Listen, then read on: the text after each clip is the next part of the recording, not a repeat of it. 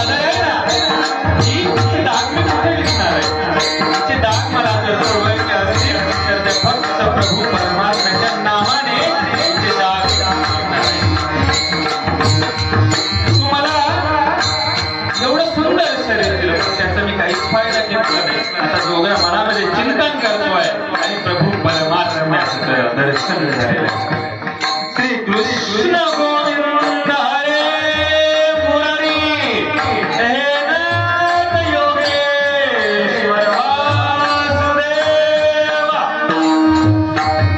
भगवंताचं दर्शन झालं आणि भगवंत त्याच्या समोर त्याला दिसताय. त्याचं लक्षात आलं नाही कोण आहे, हात जोडलेला आहे, दुःखिस्त मनाने तो परमेश्वर प्रार्थना करतो. सुखलो रे प्रभु दया क्षमा करी रे स्वामी. सुखलो रे प्रभु दया. देव म्हणतात काळजी करू नकोस, तुझे सगळे पाप फिटून गेलेले आहे. तुझ्या मनामध्ये अनुताप निर्माण झाला. माणसाच्या मनामध्ये अनुताप निर्माण अनुताप निर्माण झाला ना, मग सगळ्या गोष्टी तुझ्या.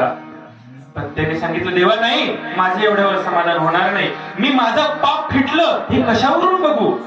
देवाने सांगितलं तुझं पाप फिटलं, संपलं, नाहीच झालं. हे जर तुला जर जाणून घ्यायचं असेल, समजून घ्यायचं जर असेल ना, तर तू याच ठिकाणी बस, नामस्मरण कर. या समुद्राकडे बघ, या नदीकडे बघ, या गोमतीच्या तीराकडे बघ.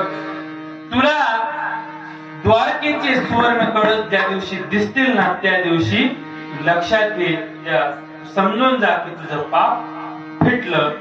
दिवसांमागून दिवस गेले आणि नामस्मरण करत तो आपला काल घडू लागला आणि आता त्याला एके दिवशी सोन्याचे कळस द्वारकेचे दिसते. म्हणून त्याचं ते सगळं पाप फिटून गेलं.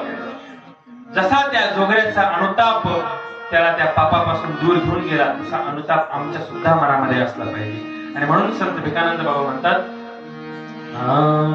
अनुताप जय